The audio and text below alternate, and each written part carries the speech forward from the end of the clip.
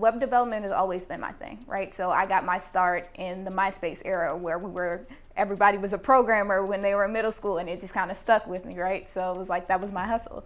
I was like, I had all the layouts, the custom backgrounds, the top 8, like, that's what I did. That was my thing. And so when I got to high school and there was a web development class, it was the first of its type, and I just kind of jumped in. And from there it was like, okay, this is what I want to pursue. This is where my interests lie. I know that this is the direction that's kind of going to propel me forward.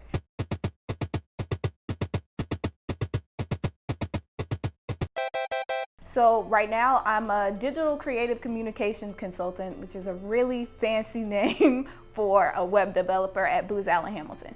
So I pretty much work on government-facing websites, updating their content, any new people coming in, updating all of that information on there.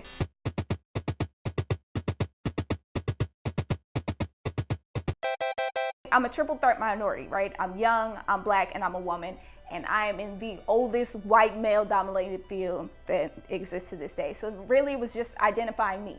When I walk in a room, I know that my skill set is on par or at least level with the people that I've come into the room with. And even though I may not necessarily be on their level, I was like, I have the potential to get there as well.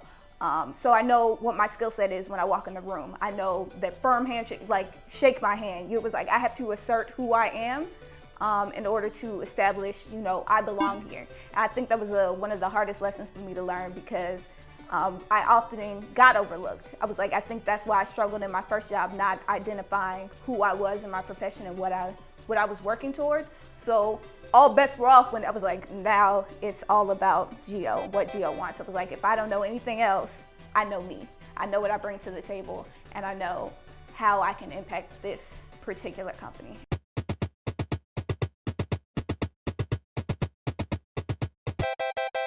I don't even know what this level is right now, right? Like, I'm only 25, so it's like everything I'm doing right now is like, I actually have no idea what this level, what this stage of life actually looks like. Like, I really don't know. But I knew with my next big project, or the one that I'm working on now, is like my mentorship program.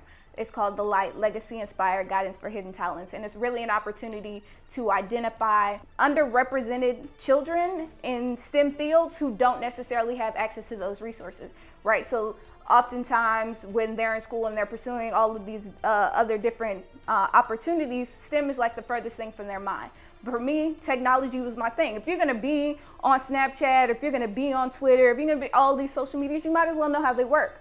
Not being able to see yourself in all of these different fields, I think that hindered me from, like, I've had dope opportunities that I was like, I didn't bother to pursue because I didn't think I belonged there, because I didn't see people like me who were there. I was like, so this next stage is all about not following the blueprint, but building my own.